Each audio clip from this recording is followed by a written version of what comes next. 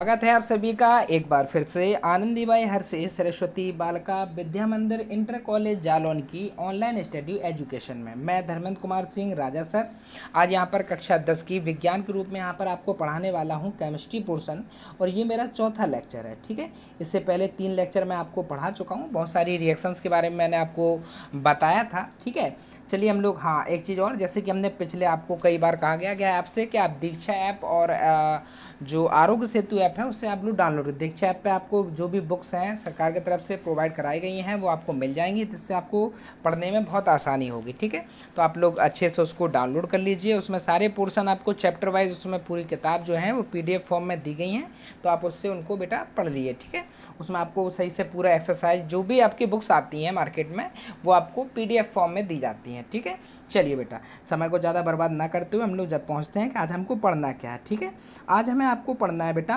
ऑक्सीकरण, जिससे हम लोग बेटा कहते हैं उपचयन, और हमें पढ़ना है अपचयन अभिक्रियाएं। ठीक है, ऑक्सीडेशन एंड रिडक्शन रिएक्शंस के बारे में आज हमें पढ़ना है। ठीक है, चलिए चलते हैं कि आखिर ये होती क्या है। देखो बेटा अभिक्रिया के किसी पदार्थ में ऑक्सीजन की वृद्धि है ना, ऑक्सीजन क्या हो बेटा, ऐड हो। ठीक है, तो बेटा उसका कहलाता है ऑक्सीकरण। और यदि किसी पदार्थ से ऑक्सीजन जो है वो उसका ह्रास यानी कि अगर उसमें कमी हो तो वो कहलाता है बेटा अपचयन। बोले सर ये क्या कह दिया आपने, हमें तो समझ में ही नहीं आया।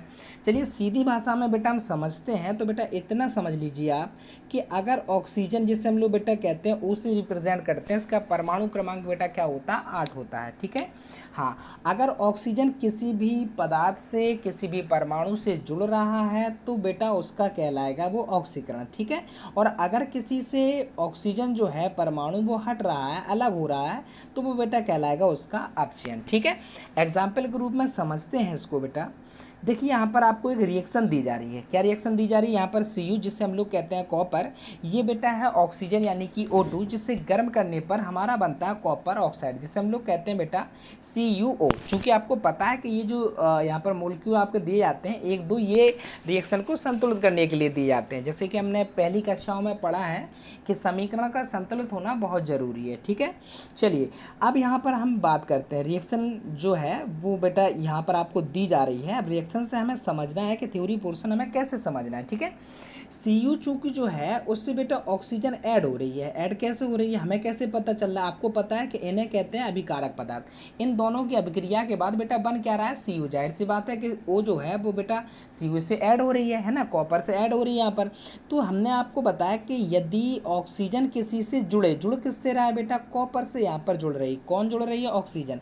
तो हमने आपको बताया कि यदि ऑक्सीजन किसी से ऐड हो, जुड़े, तो बेटा वो आपके कहलाती है, क्या कहलाता है, ऑक्सीकरण कहलाता है। तो बेटा ऑक्सीकरण किसका हो रहा है, Cu का, क्योंकि ऑक्सीजन किससे ऐड हो रही है, Cu। तो यहाँ पर देखो नीचे मैंने आपको यहाँ पर लिस्टेड कर दिया है, यानी कि यहाँ पर आपको नोट्स के रूप में दे दिया है कि इस अभिक्रिया में जो कॉपर है बेटा उसका ऑक्सीकरण हो रहा है। किस रूप में हो रहा है, कॉपर ऑक्साइड के रूप में हो रहा है। क्यों हो रहा है, क्योंकि कॉपर से ऑक्सीजन यहाँ पर बेटा क्या हो रहा है, जुड़ रहा है। ठीक है, उम्मीद है कि आपको चीज़ बहुत अच्छे से समझ में आई होगी। अगर नहीं आई होगी तो आप अगला एग्जाम्पल और समझ लीजिए, आपकी जो भी डाउट्स हैं वो क्लियर हो जाएंगे। ठीक है, चलिए यहाँ पर देखते हैं CuO, जिसे हम लोग कहते हैं कॉपर ऑक्साइड। ठीक है, ये क्या है बेटा, H2 यानी कि हाइड्रोजन। आपके यहाँ पर क्या है, रिएक्शन आपको करवाई जा रही है।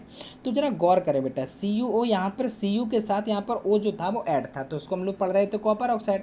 यहाँ पर अगर हम बात करें कि जब अभिक्रिया संपन्न हुई तो बेटा यहाँ पर जो Cu था वो आपका अकेला बचा, यानी कि जाहिर सी बात है कि यहाँ पर जो O था वो उससे अलग हो गया। अब चूंकि O इससे अलग हो रहा है तो हमने आपको क्या बताया था कि जब O किसी से बेटा अलग हो तो वो क्या कहलाता है आपका, वो आपका कहलाता है अपचयन। और अगर O किसी से जुड़े तो वो बेटा कहलाता है ऑक्सीकरण। क्यों, चूंकि यहाँ पर CuO से O अलग हो रहा है और यहाँ पर क्या बन रहा है, Cu। तो जाहिर सी बात है कि CuO से O अलग हो रहा है, इसलिए बेटा इसको हम लोग क्या कहेंगे, इसलिए इसमें क्या हो रहा है बेटा, अपचयन। क्या हो रहा है बेटा, इसका अपचयन हो रहा है। अब बोले सर जुड़ किससे रहा है, तो रिएक्शन में आपको साफ दिखाई दे रहा है कि यहाँ पर H2O, यानी कि यहाँ पर हाइड्रोजन अकेला था, यहाँ पर कंबाइंड हो गया किसके साथ, ऑक्सीजन के साथ। तो यहाँ पर H2 के साथ ऑक्सीजन जुड़ रहा है, तो H2 का होगा ऑक्सीकरण और CuO का होगा अपचयन। क्यों होगा, क्योंकि CuO से ऑक्सीजन अलग हो रहा है और हाइड्रोजन के साथ वो क्या रहा है, ऐड कर रहा है। तो हाइड्रोजन का जुड़ना, सॉरी ऑक्सीजन का जुड़ना क्या कहलाता है, ऑक्सीकरण, और ऑक्सीजन का निकलना क्या कहलाता है, अपचयन कहलाता है। ठीक है, अब यहाँ पर बोले सर अगर ऑक्सीजन ना हो तो बेटा हाइड्रोजन के रूप में आपको समझा रहे हैं, अगर हाइड्रोजन अलग हो तो बेटा उल्टा होगा, अपचयन होगा, और अगर हाइड्रोजन है ना अगर जुड़े तो बेटा अपचयन होगा, अगर निकले तो वो बेटा क्या होगा, ऑक्सीकरण। यहाँ पर उल्टा हो जाती हैं चीज़ें। ठीक है, क्योंकि यहाँ पर बहुत विस्तारित रूप से आपको नहीं पढ़ना है, लेकिन फिर भी हमने आपको डेप्थ में पढ़ा रहे हैं कि चीज़ें आपके कहीं से छूटे ना। ठीक है, बस पूछा क्या जाता है एग्जाम में, आपसे पूछा जाएगा ऑक्सीकरण अपचयन अभिक्रिया किन्हें कहते हैं, ऑक्सीकारक पदार्थ। अभी हम आपको बता रहे हैं ऑक्सीकारक अपचायक होते क्या हैं। ठीक है, चलिए बेटा यहाँ पर समझ में आ गया होगा आपको, आगे बढ़ते हैं। अच्छा, यहाँ पर नोट के रूप में कुछ मेंशन किया गया है, क्या है चलिए जरा देखते हैं।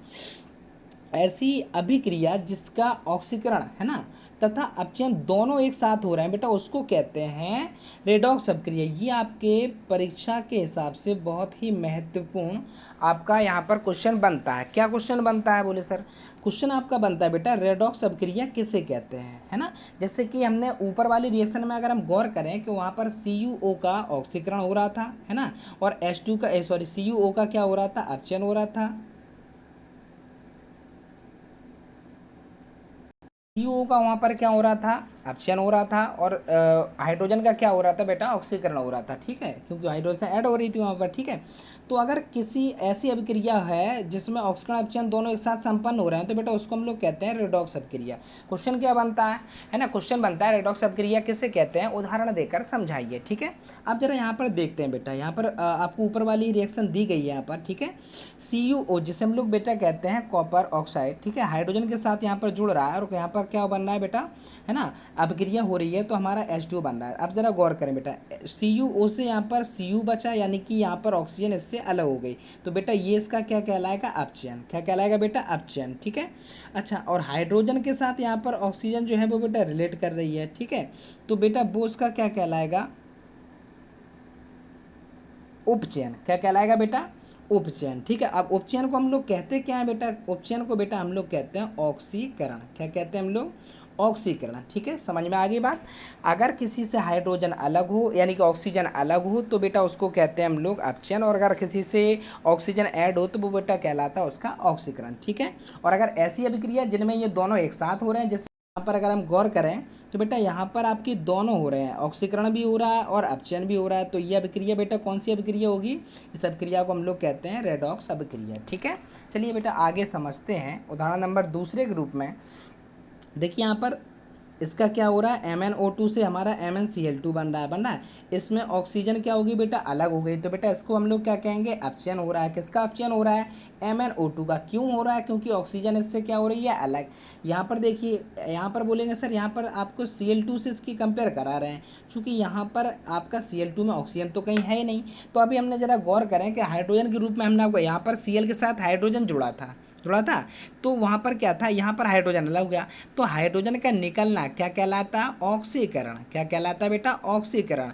यहाँ पर नोट कर लें आप लोग। ठीक है, और हाइड्रोजन का जुड़ना क्या कहलाता है बेटा, अपचयन कहलाता है। ठीक है, उल्टा होता है यहाँ पर। ठीक है, नोट के रूप में यहाँ पर हमने आपको मेंशन कर दिया है कि कौन से ऑक्सीकारक होते हैं, कौन से अपचायक होते हैं। अब जरा यहाँ पर कुछ चीज़ें जो आपको बहुत अच्छे से याद करनी है। क्या याद करनी है, वह पदार्थ जिसका ऑक्सीकरण होता है ना, उसे बेटा हम लोग क्या कहते हैं, है ना, उल्टा चलता क्या, जो परमाणु देता है। ठीक है, जिसका ऑक्सीकरण होता है उसे असल में कहा जाता है अपचायक पदार्थ। क्या कहते हैं हम लोग, अपचायक। और जिसका अपचयन हो रहा होता है बेटा उसे हम लोग कहते हैं ऑक्सीकारक पदार्थ। बोले सर समझ में नहीं आया, चलिए ज़रा ऊपर रिएक्शन पे हम लोग गौर करते हैं। जैसे कि यहाँ पर अगर हम गौर करें कि CuO का बेटा हो रहा है अपचयन, हो रहा है, तो बेटा इसको हम लोग कहेंगे क्या, इसको हम लोग कहेंगे ऑक्सीकारक पदार्थ। क्या कहेंगे हम लोग, ऑक्सीकारक पदार्थ। ये मत समझ लेना, है ना, कि अपचयन है तो अपचायक होगा, उल्टा चलता है बेटा, है ना। अपचयन को हम लोग क्या कहते हैं, जिसका अपचयन होता है उसे हम लोग कहते हैं असल में ऑक्सीकारक, और जिसका ऑक्सीकरण होता है असल में उसे कहा जाता है बेटा अपचायक। ठीक है, उम्मीद है कि चीज़ आपको समझ में, जिसका ऑक्सीकरण वो होता है अपचायक, और जिसका अपचयन हो रहा होता है उसको बेटा हम लोग कहते हैं ऑक्सीकारक। ठीक है, चलिए यहाँ पर क्या है, चलिए यहाँ पर नोट के रूप में मैंने मेंशन किया है कि अगर हाइड्रोजन किसी से यानी कि ऑक्सीजन परमाणु देता है किसी को या हाइड्रोजन हटता है तो बेटा उसको हम लोग कहते हैं ऑक्सीकारक। ठीक है, अब यहाँ पर ये नोट तो मैंने मेंशन कर दिया चूँकि आपको ऊपर समझ में आ गया था। अब आपको पढ़ना क्या है वो समझो। यहाँ पर आपको याद रखना है कि जैसे ऑक्सीजन है, ओजोन है, क्लोरीन है, ब्रोमीन है, सल्फर डाइऑक्साइड है, सल्फ्यूरिक अम्ल जिसे हम लोग H2SO4 पढ़ते हैं ना, नाइट्रिक अम्ल फॉर्मूला होता है HNO3। ठीक है, और यहीं अगर HNO2 हो, गलती मत करना बच्चों, है ना, HNO3 को हम लोग कहते हैं नाइट्रिक अम्ल, ये प्रबल अम्ल होता है, और HNO2 जो होता है ये नाइट्रस अम्ल होता है जिसे हम लोग कहते हैं दुर्बल अम्ल। ठीक है, चलिए हम लोग आगे पढ़ते हैं, है ना। इसमें क्या लिखा है, इसमें लिखा है तो बेटा यहाँ जरा यहाँ पर गौर करें कि ये जो एग्जाम्पल थे ये सारे कौन से पदार्थ होते हैं, ये सारे ऑक्सीकारक पदार्थ होते हैं। ऑक्सीकारक क्यों होते हैं समझिए जरा, ऑक्सीकारक हैं इसका मतलब इनका क्या होता है, अपचयन होता है। क्या होता है, अपचयन होता है। जिनका अपचयन होता है उन्हें कहा जाता है ऑक्सीकारक, और जिनका ऑक्सीकरण होता है उन्हें कहा जाता है अपचायक। ठीक है, चलिए बेटा यहाँ पर देखिए, वह पदार्थ जो बचाने के लिए यानी कि जो है ना हाइड्रोजन परमाणु देता है या ऑक्सीजन उससे परमाणु को हटाता है बेटा, उससे हम लोग क्या कहते हैं, अपचायक कहते हैं। ठीक है, ठीक है, उम्मीद है कि आपको समझ में। बोले एग्जाम्पल क्या होंगे सर इसके, तो बेटा इससे जैसे हाइड्रोजन है, कार्बन है, कार्बन मोनोऑक्साइड बेटा इसको पता है CO। ठीक है, CO2 अगर हो जाए तो कार्बन डाइऑक्साइड, चूँकि याद कीजिए मैंने आपको पढ़ाया था अगर एक संख्या है तो बेटा हम लोग मोनो लगाते हैं, 2 है तो डाई लगाते हैं, 3 के लिए ट्राई लगाते हैं, 4 के लिए क्या लगाते हैं, टेट्रा, और 5 के लिए बेटा क्या लगाते हैं, पेंटा।